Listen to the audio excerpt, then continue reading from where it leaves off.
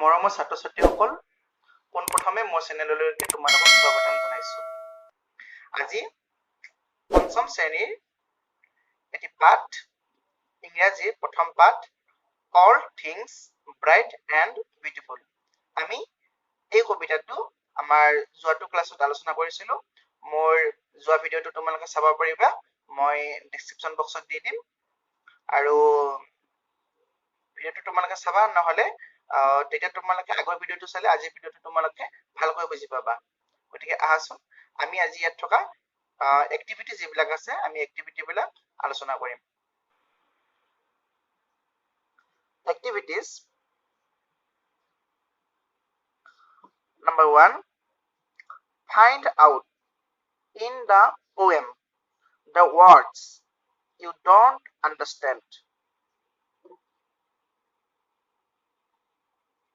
Find out অৰ্থাৎ বিচাৰি উলিওৱা, in the poem, poem মানে কবিতা, এই কবিতাত থকা আমাক কি বিচাৰিব দিছে, the words, কবিতাত থকা কিছুমান আমাক শব্দ বিচাৰিব দিছে।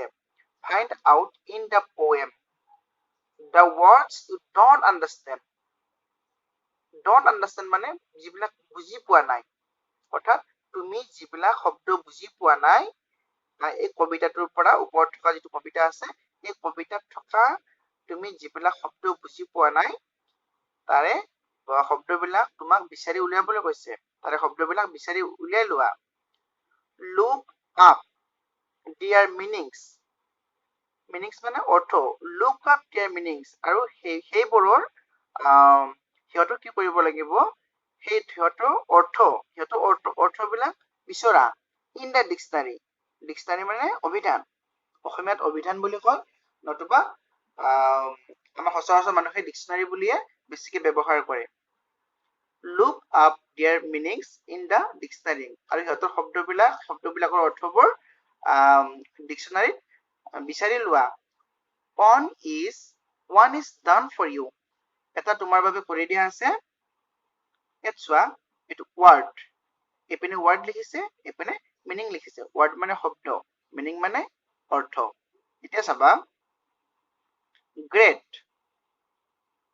ইয়াত ধৰা গ্ৰেট মানে মই গ্ৰেট মানে বুজি পোৱা নাই, গতিকে কি কৰিছো, গ্ৰেট মানে ডিক্সনাৰী চাই লৈছো। ডিক্সনাৰী চাই কেনে ডিক্সনাৰীত গ্ৰেট মানে লাৰ্জ আছে, বিগ আছে, ভেৰি আছে, গুড আছে, এটচেট্ৰা, হয়নে?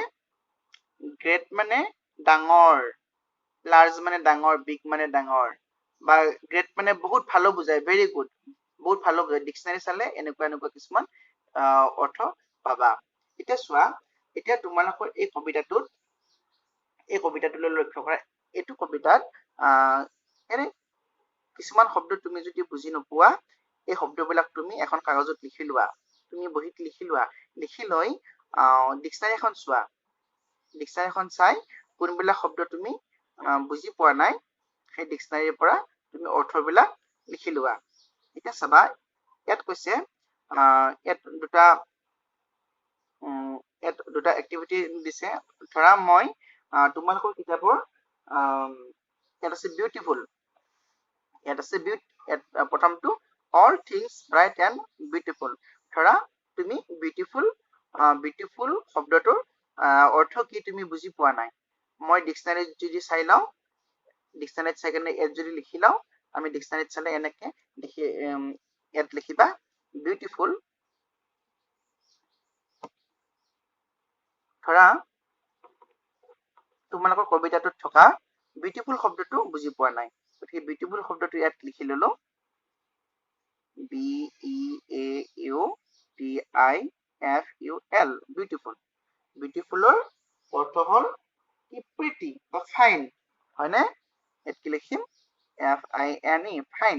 বিউটিফুল মানে ধুনীয়া, ফাইন মানে ধুনীয়া, বা প্ৰিটি মানে ধুনীয়া, PRETTY, প্ৰিটি। এতিয়া চাবা, মই আৰু এটা শব্দ লম। তোমালোকৰ কবিতাটোত আছে ইচ শব্দটো আছে, হয়নে?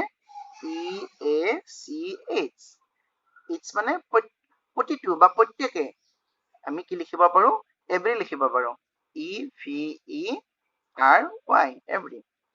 এনেদৰে তোমালোকে যিবিলাক শব্দ বুজি নোপোৱা শব্দবিলাক তোমালোকে ডিকচনাৰী চাই ল'বা এতিয়া আমি বেলেগ এটা এক্টিভিটিলৈ আগবাঢ়ো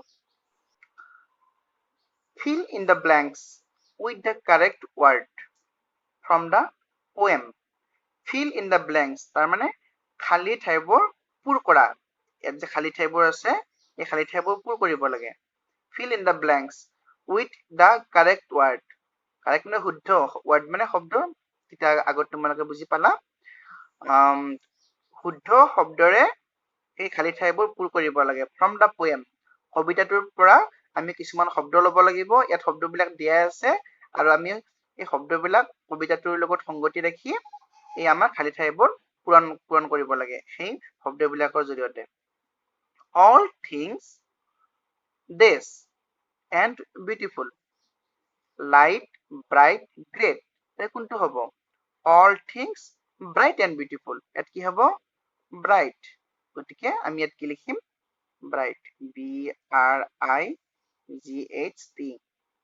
all things bright and beautiful হয়নে আমি কবিতাটোত পাই আহিছো each little flower that runs sings opens আমাৰ কি আছে opens OPENS opens God made dear tiny this God made dear tiny rings stings wings কি হ'ব wings হ'ব কি লিখিম WINGS wings এতিয়া আহা 3 number এক্টিভিটিলে let's see how much you have understood the poem let's see চাও আহা কি চাব let's see how much you have understood how much মানে কিমান you have understood তাৰমানে তুমি বুজিলা বা তুমি বুজি পাইছা the poem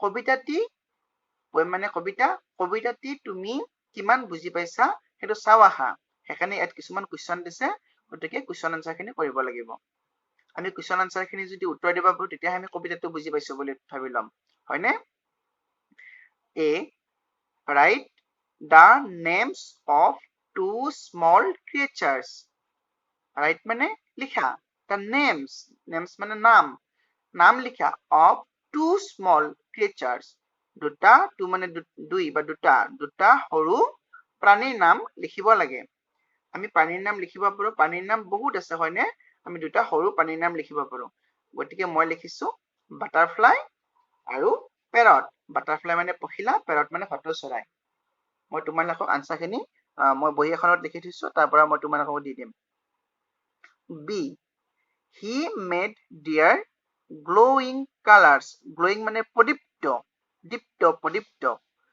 he made dear glowing colors he আমি কবিতাটোত পাইছো he মানে কাক বুজাইছে ঈশ্বৰক বুজাইছে ভগৱানক বুজাইছে he made dear glowing colors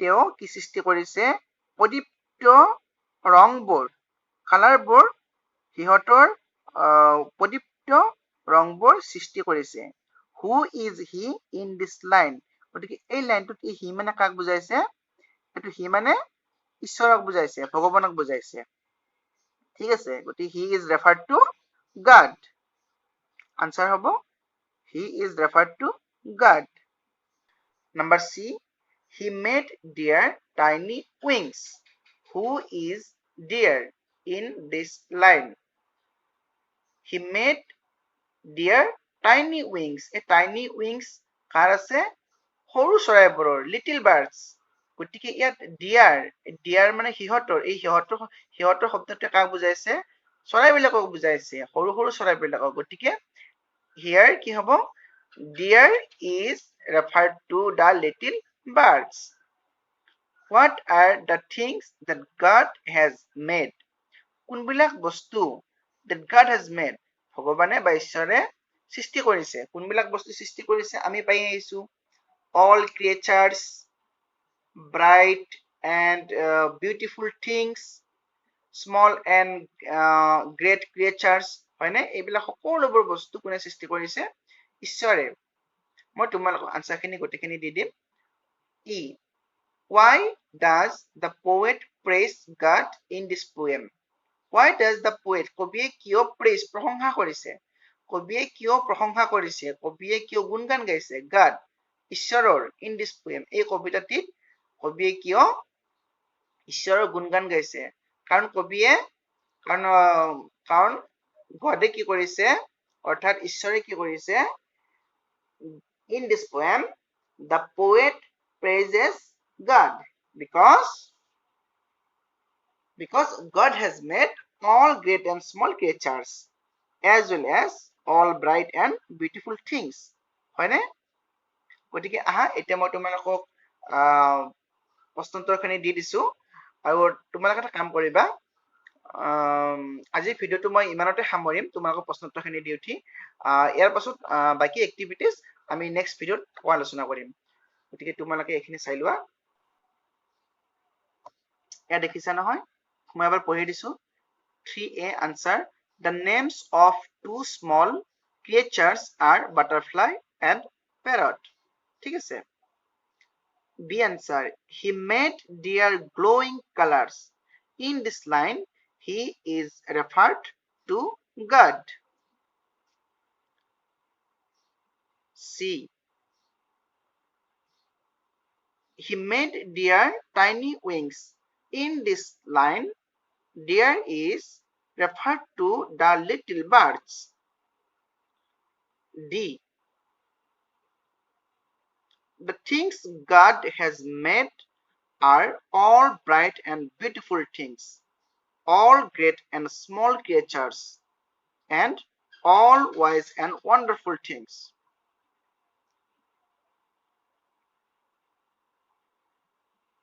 E answer, in this poem, the poet praises God because God has made all great and small creatures as well as all bright and beautiful things.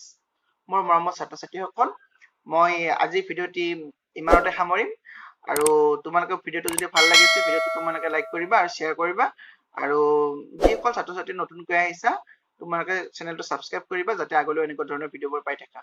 ভিডিঅ'টো চোৱাৰ বাবে ধন্যবাদ।